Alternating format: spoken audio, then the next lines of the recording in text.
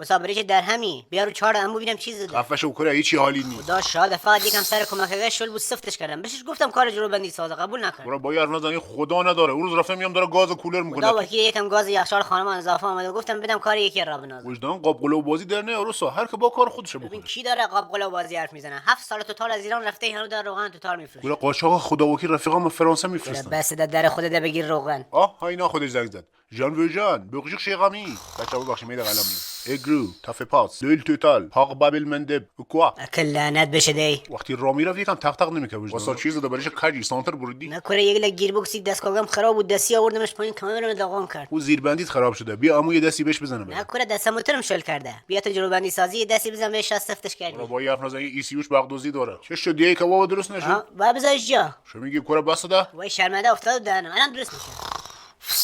کره آپارات یگم بیدار کامش خوابه. ها ما رقبه واسه به نز جلو. شو میگی کره پاشو میخوایم غذا بخوریم. کی گفت من بیدار کنی؟ دور وار فقط شل کرده. بی تربیتی ها گفتم غذا بخوری بگی بخواب. ما رو باش با کی اومدیم تفریح